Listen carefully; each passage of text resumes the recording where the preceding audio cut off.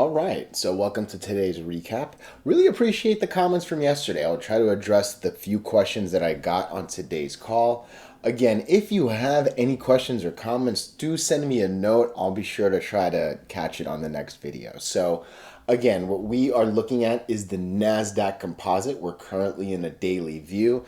And again, we had this new candle come, and look at that. It pretty much landed on our horizontal line, right? So it's always great when that does happen. It just gives you a little confidence that the lines you're drawing are pretty good. And again, you kind of see it here. I was just a little under that right there, and it looks like I was just a little above on that one. So yeah, overall, I'm happy with my lines there. So again, we'll talk about the moving averages a little bit. So the 8, the 20, and the 50. Excuse me. Again, the 100 and 200 are still a little out. Actually, I don't even see the 200 in this view, right? So it's probably somewhere up here.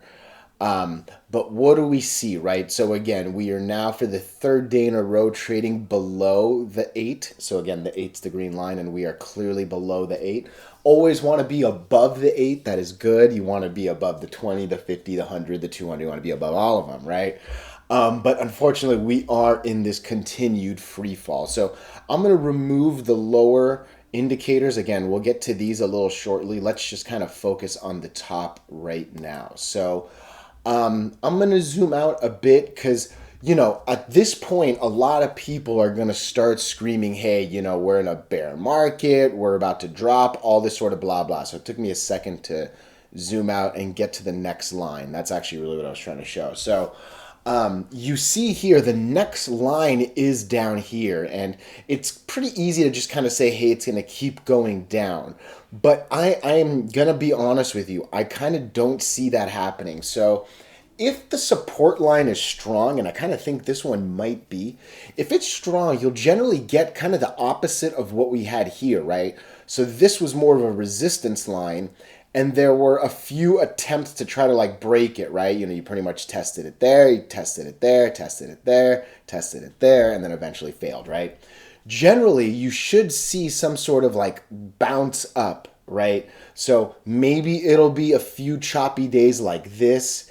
Hey, maybe it'll even be something almost like this, actually, where we hit it, come up a couple days and then go down, right?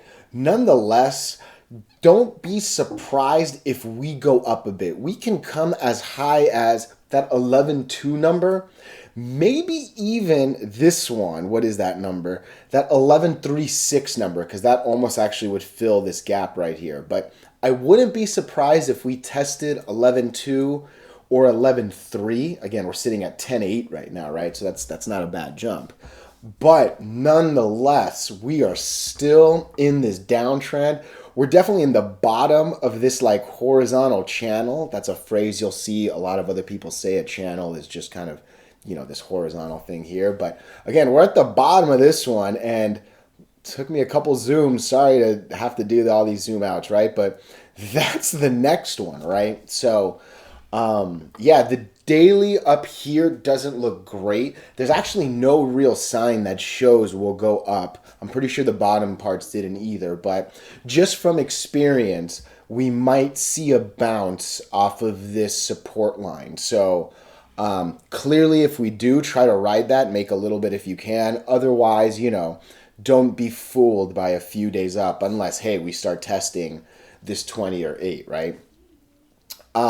Real quickly, I'm going to zoom out again just to kind of show it, right?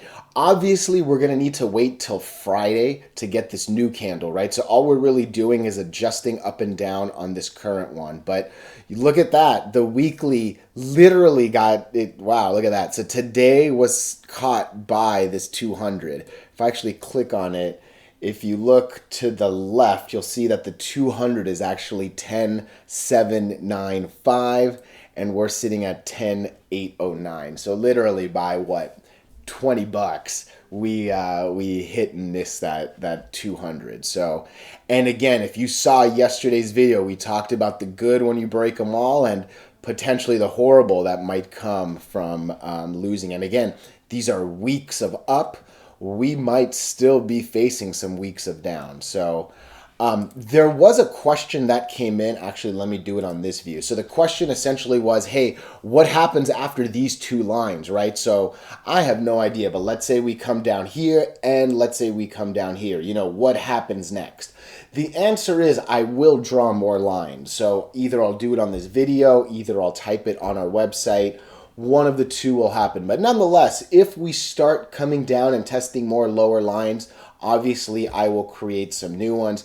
Hopefully we just kind of bounce back up and you know, hey, maybe I have to start creating some new ones up here, right? But yeah, I don't see that happening anytime soon. But that is the quick answer, right? Once these are done, it's not like that's it. We will create more, again, just to guide the movement, right? It's better to have an idea of where we're going to go than just kind of blindly find out, right? So real quick, I want to just show the S&P 500. So again, this is how I move around on this specific thing. So that's my ticker. Again, you'll see the Standard and Poor's. That's what S&P stands for. And again, today we close at just under 37.5. So look, very much the same story that we see here on the S&P, right? So we actually are now, you can almost say halfway between this channel. I think we're a little too low to say we're in this channel still, but nonetheless, right, we've had 3 very bad days. We're now well below the, oh shit, this is even a weekly, right? Damn, let's look at this daily. Yeah, that's almost the exact same thing. Look at that bad boy. So look, let me do the same zoom out. So again, 3 straight days in a row where we lost the 8 and the 20. We're basically halfway here, right? And what's this line? Yeah, look at that, right? So this one's not drawn. You could see I could have drawn one right here, right? But yeah, it looks like that 37.3 line was something to hold the day. But nonetheless, I did draw this one. I have no problem with this one, right? So, hey, maybe same comments from that other one, right? From the NASDAQ. We might have a nice little bounce up if we can. Again, I doubt that these lower indicators are going to say anything otherwise, right? And I will go back to the NASDAQ one. But yeah, look at that. That is not good on the MACD. And then I'm imagining, yes, exactly. The RSI is pretty much showing the same thing. So let's go back to the NASDAQ. Let's do, what is it? Comp Q. So again, what do we see here, right? Yesterday, the MACD was not below the red. It actually did tip below today. Not as significantly as you would imagine for what was, what, a 4%, almost 4.7% drop today. But we are below there. This continues to drop with the RSI, right? There's actually no, like, you can even see the slope goes, I'm going to see if I can zoom in more. The slope goes from that to actually that. It gets a little steeper down. So, yeah, again, the technicals by no means show that there's going to be a bounce. Really, this kind of shows that we're probably going to go down tomorrow. But I wouldn't be too surprised if something happens. Nonetheless, if we go down, don't sit there hoping that it bounces, right? Like, if this thing is going down, that means we're going down. So, and hey, we just saw it on the S&P 500. I'm sure we'll see it on the Dow Jones, the DJ30 here. So yeah, look at that. Again, below the last line, MACD, RSI, all showing the same thing on the daily. Let's just look at the weekly. Again, this actually looks almost as like the S&P, because I remember the 800 being here, right? Let me just jump to the S&P on the weekly. That was an accident that we saw it, but hey, nice. Look at that. It's great to see correlations like that, right? So again, S&P 500 weekly. I'm going to do it one more time. DJ30 weekly. It is almost identical, right? So, yeah, correlations are actually good, even though they're all kind of showing the same bad thing. I think this was a good amount of info for today. Again, I'm trying to squeeze in more. Hopefully the visuals help people learn more. If you do have any questions, please don't hesitate to ask. And then if you sign up on the website, it will be a little quicker to get these videos as well as messages to me. So, but hey, again, appreciate the support and hope you're learning. Have a great one.